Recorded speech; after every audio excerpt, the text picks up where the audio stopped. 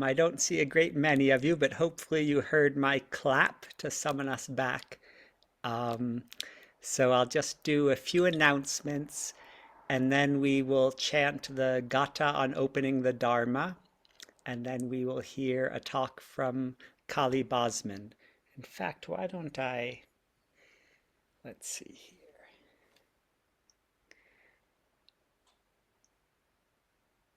So, we're online only this evening, as you can see, because Mountain Cloud is being delightfully taken over for the weekend by an Indigenous Mindfulness Scholars Retreat Conference, the second annual such conference that has happened at Mountain Cloud.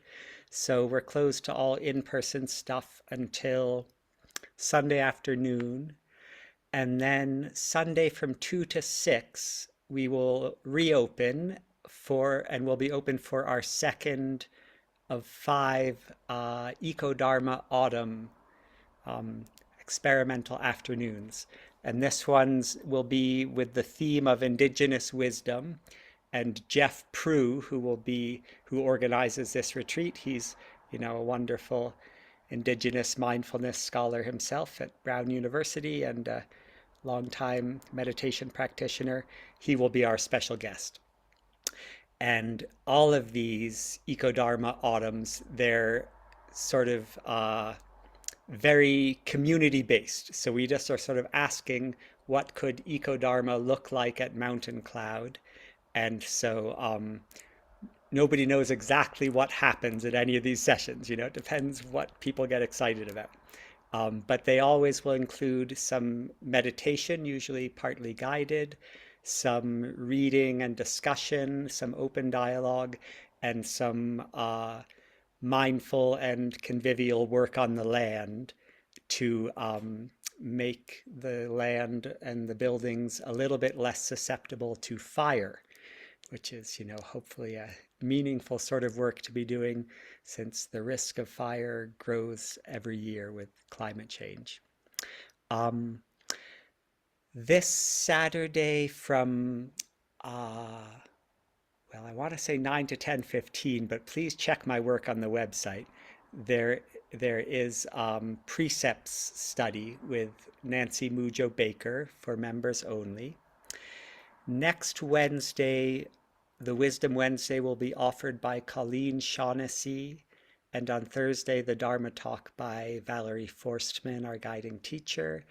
And on November 1st, we will begin our 30 days of Zen Compassion online course and online community, which is really exciting. Lots of different teachers offering workshops, daily teaching, practice reflections, partly based on last year's work and partly exploring some deep and interesting new territory.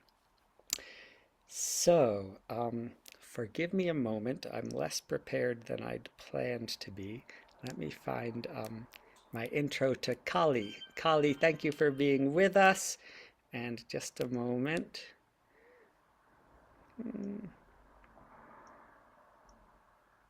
Ay, ay, ay.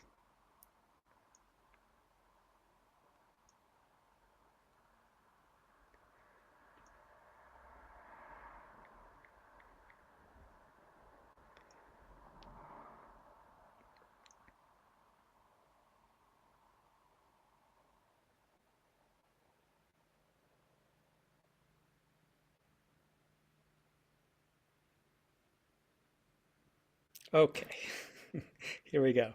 So, uh, Kali is a well-known yoga teacher, somatic therapist, and meditation instructor, widely respected for her expertise in intermingling yin yoga, Buddhist psychology, and trauma-informed practices. She teaches from a deeply spiritual perspective, blending the ancient wisdom of the Dharma with modern healing modalities to offer transformative experiences in her classes, workshops, and retreats. Um, and At the end of her talk, I'll reshare what I shared on the banner. If you would like to get in touch with her for one-on-one mentorship, um, on themes which I gather Kali will be talking about to some degree tonight, which is, awakening through suffering. Um, and also just to see all her work on her website. So I'll include those links. And now we will chant the Gata on opening the Dharma, and then we will hear from Kali. Oh, and I'm on the wrong laptop, so I don't have the usual screen share thing, so I'm just going to put the words to the chant in the chat.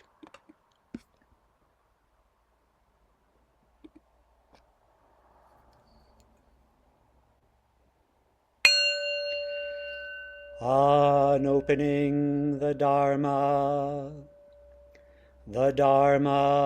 incomparably profound and minutely subtle, is rarely encountered, even in hundreds of thousands of millions of ages. We now can see it, hear it, receive and maintain it. May we completely realize the Tathagata's true meaning. The Dharma, incomparably profound and minutely subtle, is rarely encountered, even in hundreds of thousands of millions of ages. We now can see it, hear it, receive and maintain it.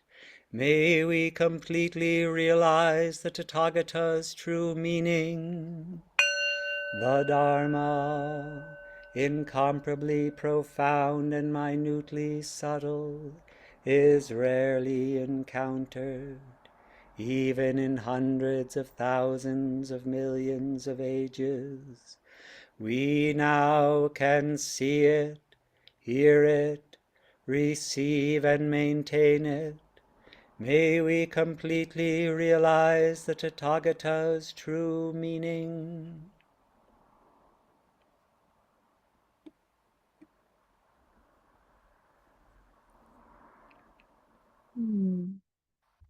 Thank you. Thank you, Kieran, and hello to you all. Can you hear me okay? Giving some thumbs up. Beautiful. Well, it's such a delight to be here with you all. Even in the virtual realm, part of the benefit of coming together to these elongated practice sessions, so that we can hear about and contemplate and absorb, chew on some of the themes that underlie the experiential piece of practice life.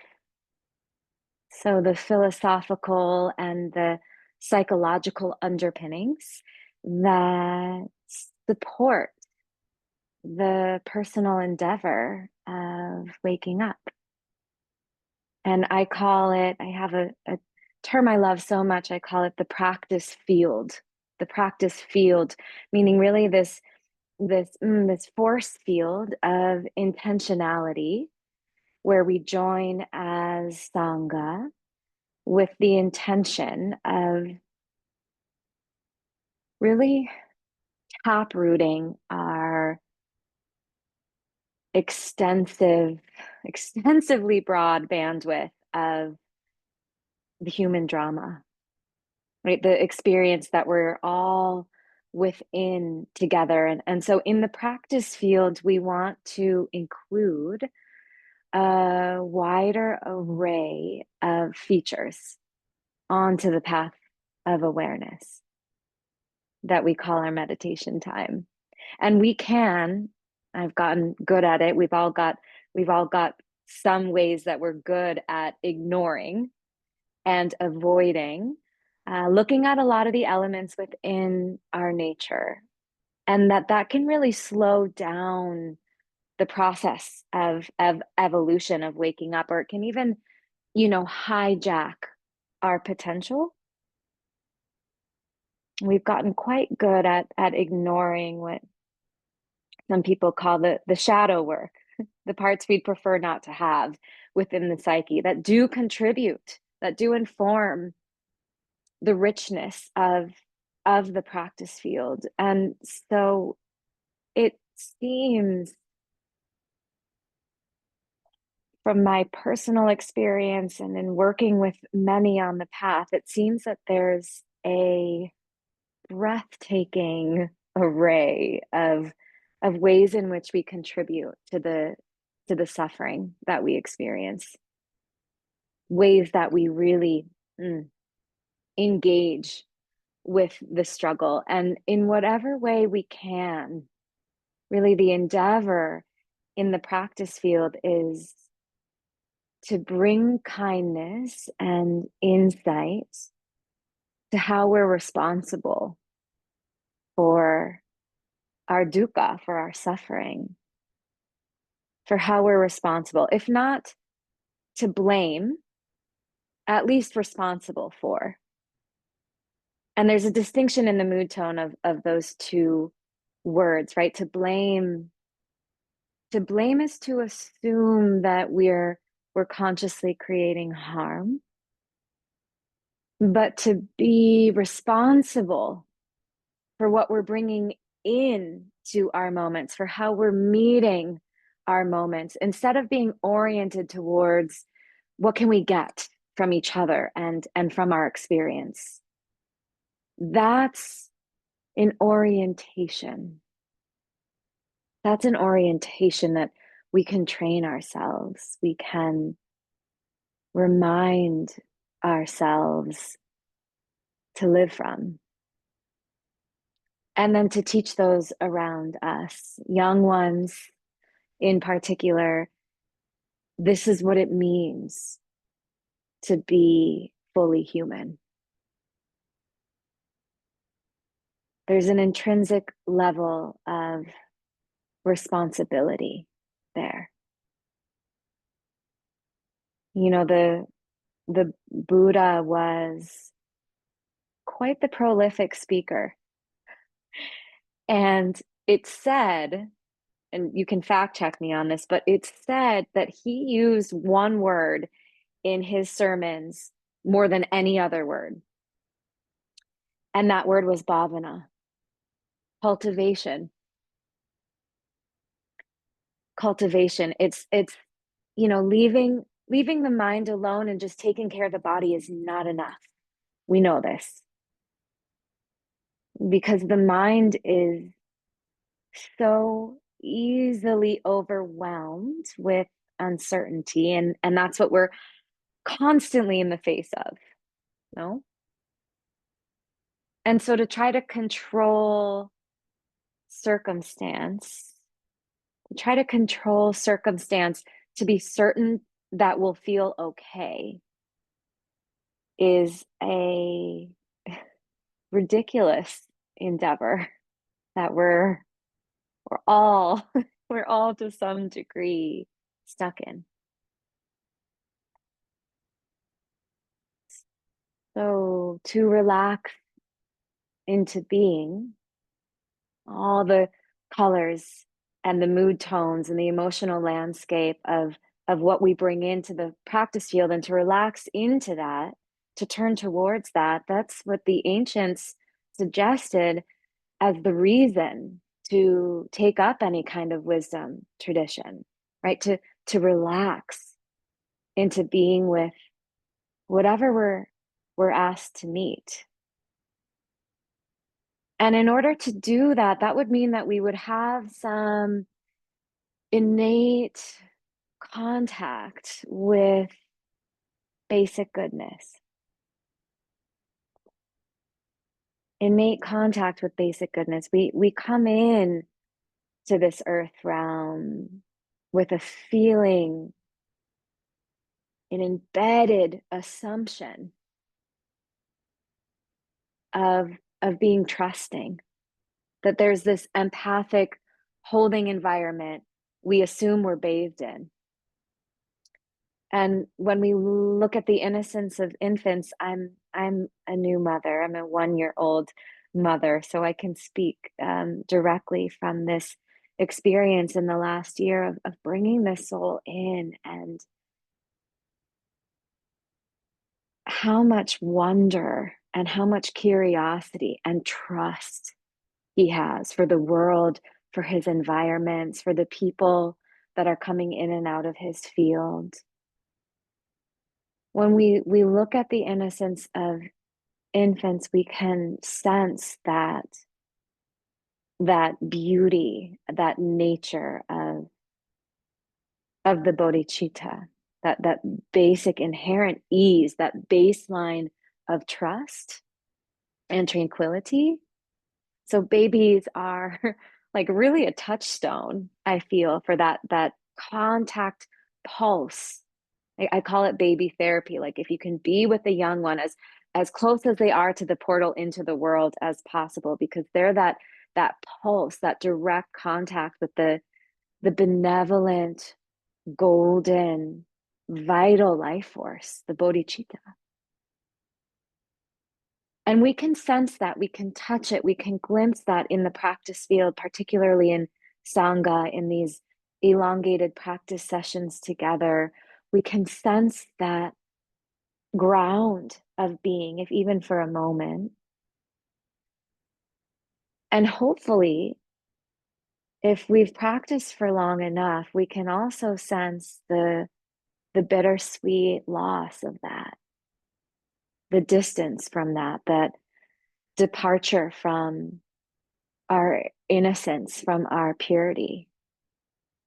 And so, in a sense, meditation time becomes a field where we just keep returning. We just keep coming back and attempting and yearning and endeavoring to get closer to that ground of being, that inner home, that ease. I'm a somatic therapist and internal family systems therapist. In IFS, we call it self with a capital S. I'm also a yoga teacher. In yoga, we call it authentic nature.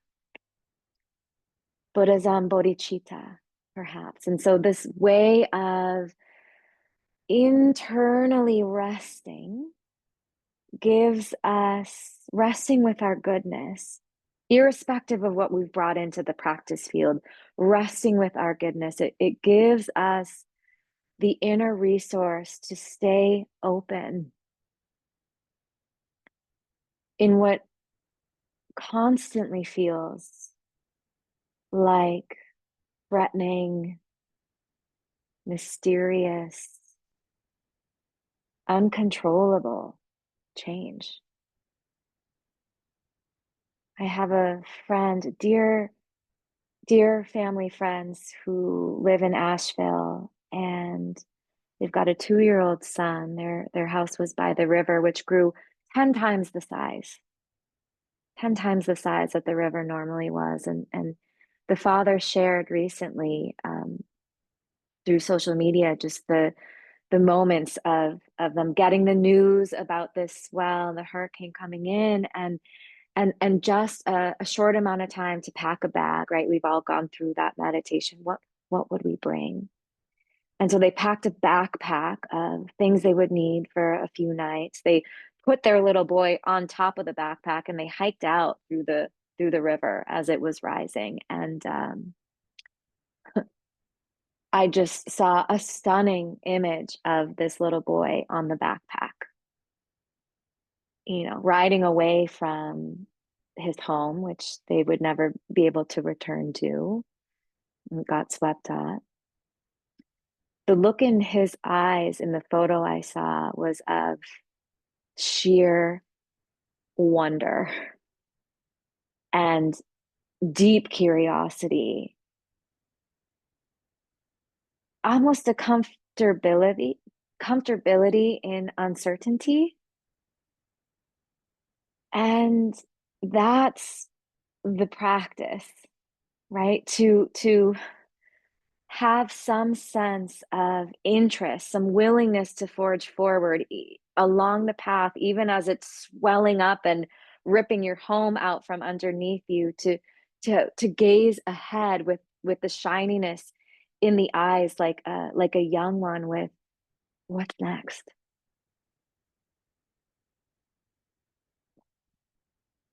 So the disturbance of this way of resting in wonder, that's what we call suffering, right? And to study the ways that we suffer explicitly is in service to capacitate ourselves and not spin off and add more through the ways that we're misperceiving our experience.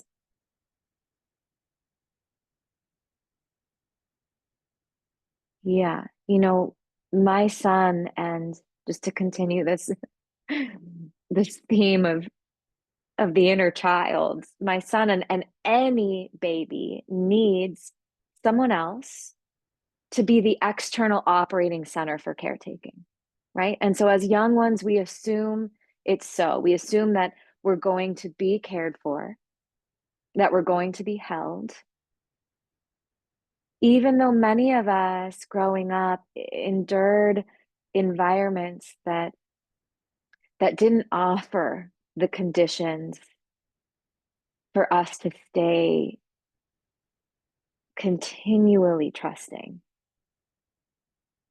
to feel fully seen and unconditionally held, right? Even if we grew up in the most benevolent of homes, there are aspects of our caretakers' psyches that were unconscious and that reflected back to us that we're not in a safe world. So we survive. We survive and we adopt. We are the most resilient species. And so very psychologically savvy. So we adopt ways of operating so we can get by. In IFS, we talk about it as our protectors.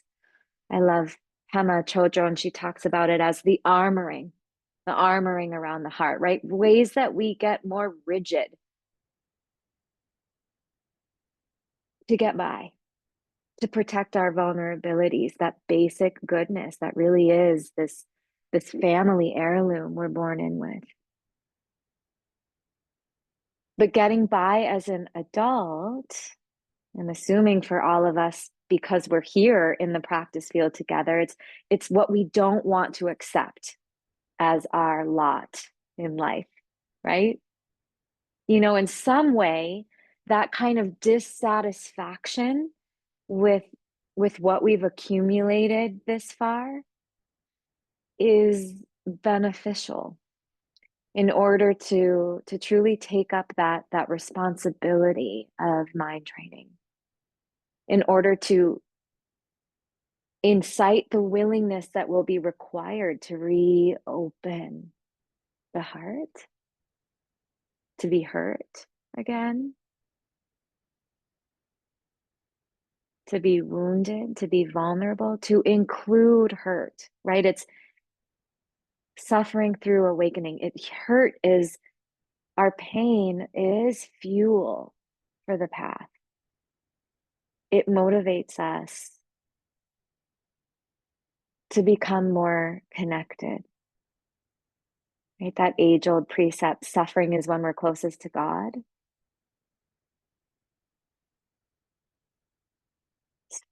It really helps us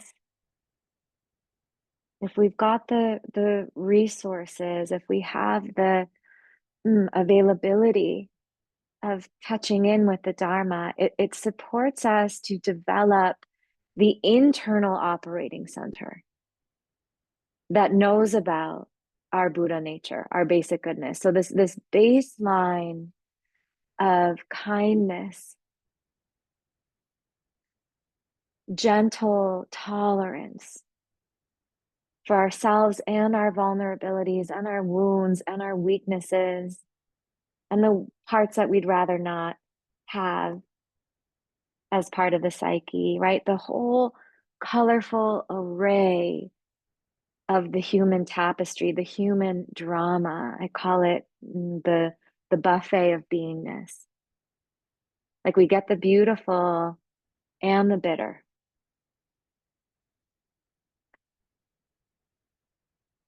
one part in particular I find is common for many of us, particularly in the West, is the self-critic. The self-critic. Now that's in expression, and I know you all know what I'm talking about when I use that term, the self-critic. That's an expression that keeps people from knowing our innermost wounds and our vulnerability. And we need to encounter the self-critic. Often meditation time becomes the uh, the place that we orient to our dysfunctional, disturbing parts. And we need to encounter the self-critic. We'll have to bypass this gatekeeper at some point to get back to that level of universal connectedness. It said to encounter the personal, we'll have to encounter the personal in order to relate to what's transpersonal.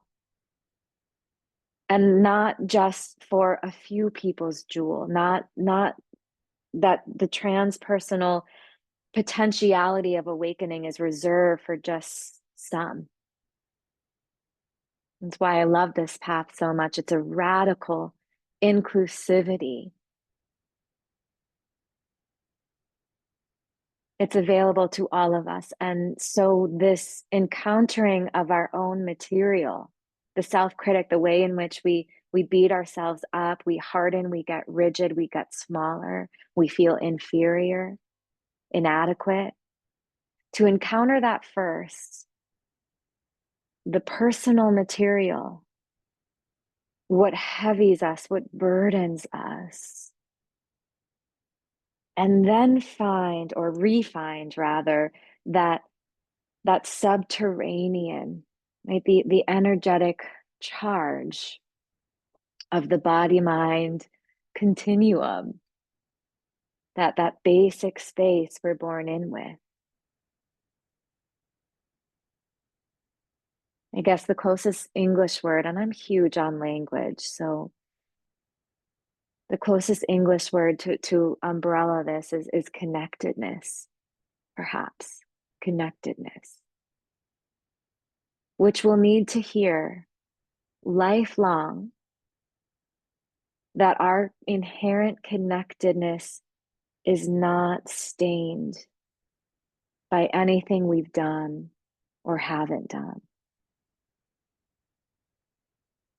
That's a radical statement because a lot of the human family have done some wretched things. And still at the core.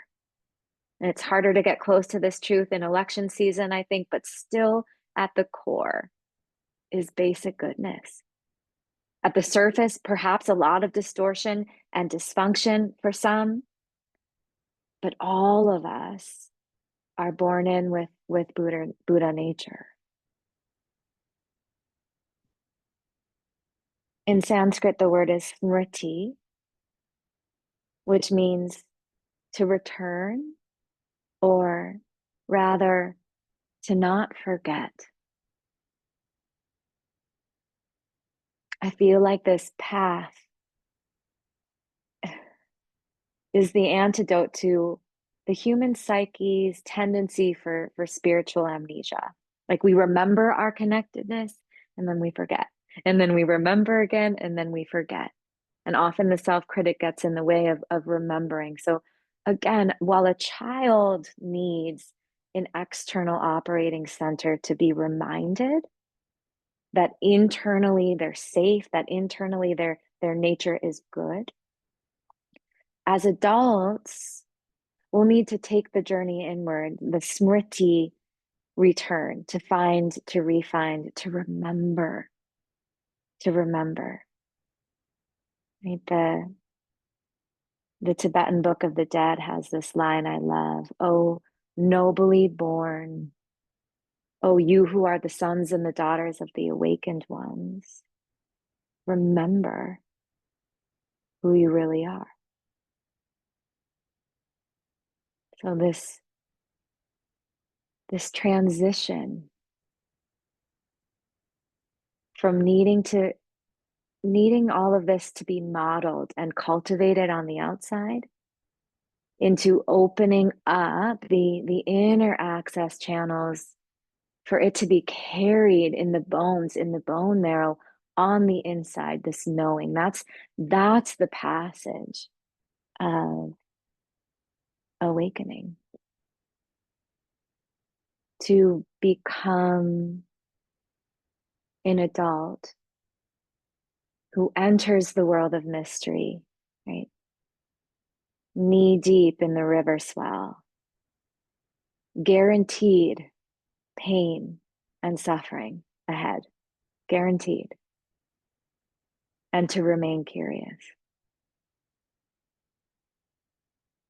I love Zen practice because it's a traditional doorway into this reminder of staying curious. We come in, we humbly ask for receiving of the teachings that the ancients kept alive in order that we might thrive and live from our greater potential. We don't just come in and follow a process and wait for the bell to ring, right? There's a cognition of the responsibility necessary here to absorb the teachings, to hear them, yes, but also to fumble with them, also to fail and to come back, to listen again, to ask questions, to engage, to keep coming back to the cushion. This is smriti. This is the return. This is, oh, nobly born, remember who you really are.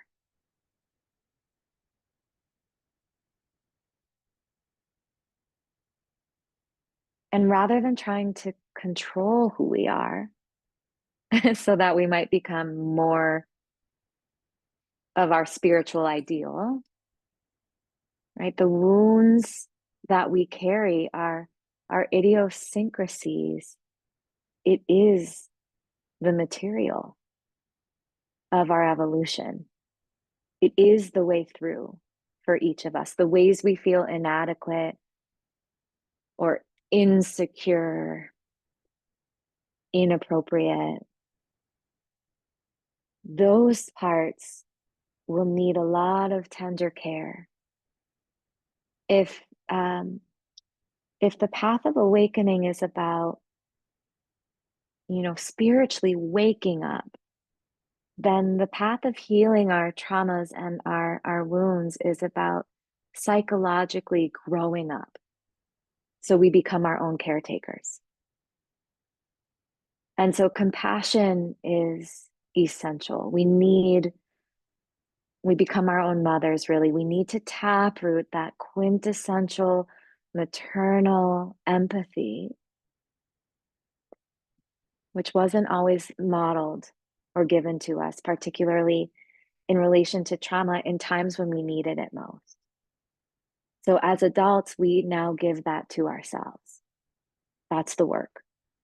And neuroscientists, this is so cool. Neuroscientists have found that the same place in the brain gets activated if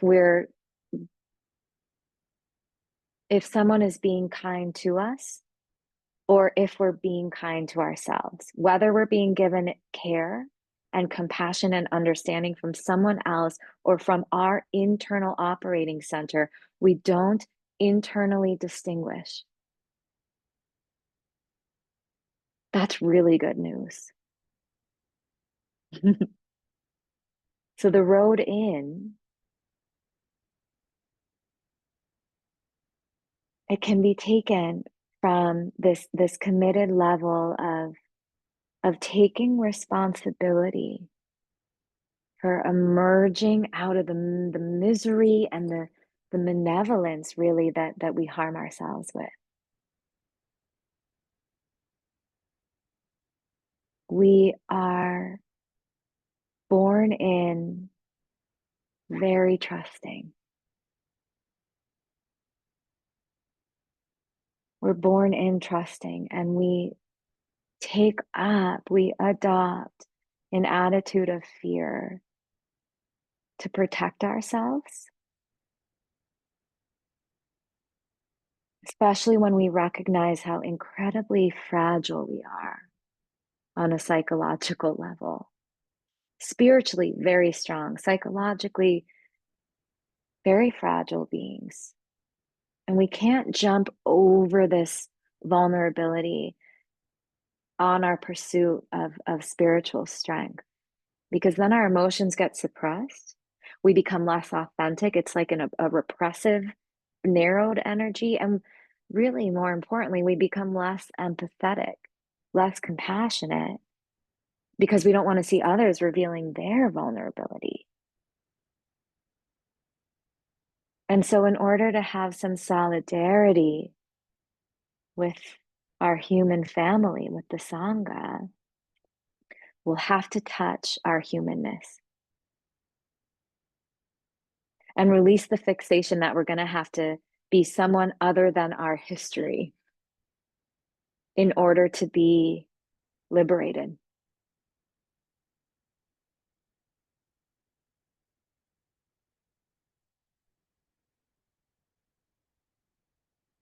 So, meditation, just as I'm moving towards closure here on this share, and thank you for the opportunity to be with you all. The the practice field is about meeting our self with the capital S and all of the parts that inform who we are, our history included, so we can heal wounds of our past and wake up to be more functional to whatever we'll be asked to meet in our future. We're not sure what that is yet. So this practice is a pause from the momentum of our karmic life so that we can capacitate ourselves to integrate what's already happened and align ourselves with spaciousness so we can meet what's going to happen.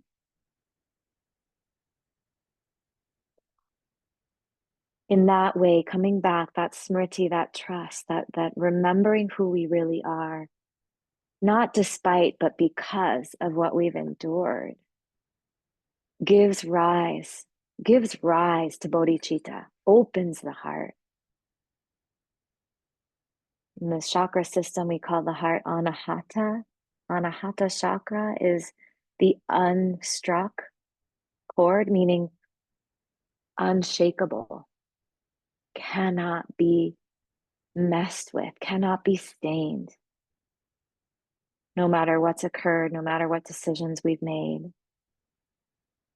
Genuine, empathic, open-heartedness.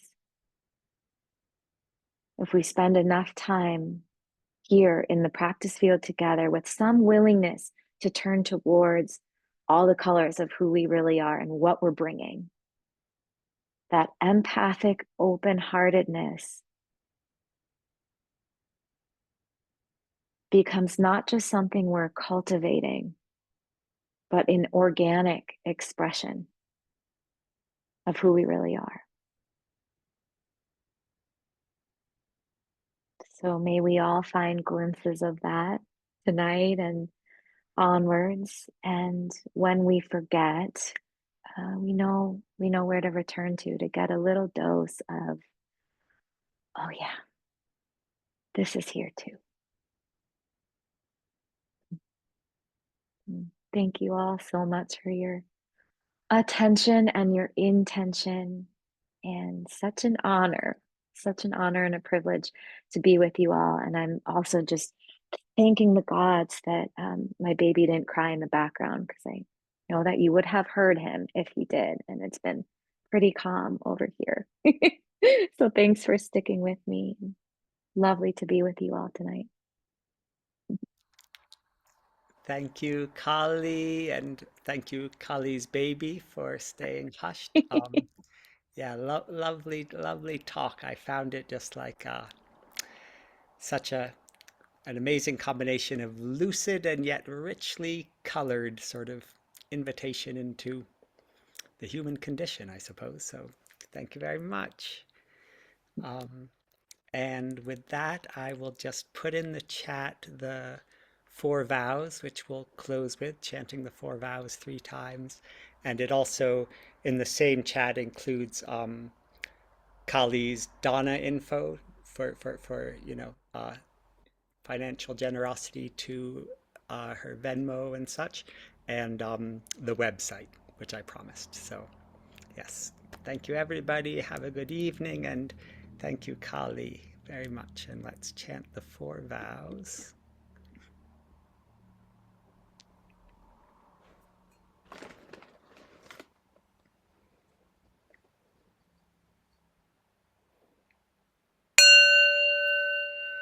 The four great vows.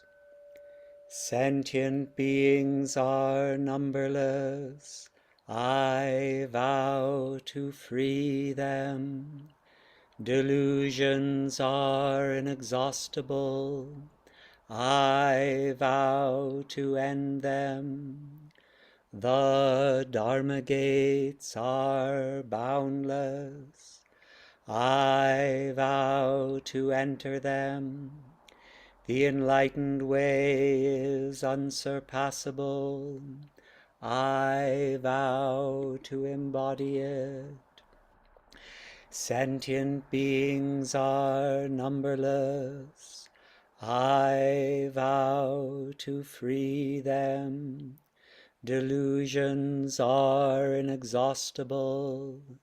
I vow to end them. The Dharma gates are boundless. I vow to enter them. The enlightened way is unsurpassable. I vow to embody it. Sentient beings are numberless. I vow to free them. Delusions are inexhaustible. I vow to end them. The Dharma gates are boundless. I vow to enter them. The enlightened way is unsurpassable. I vow to embody it. Good night, everybody. Take care. Thank you for coming. Thanks again, Kali.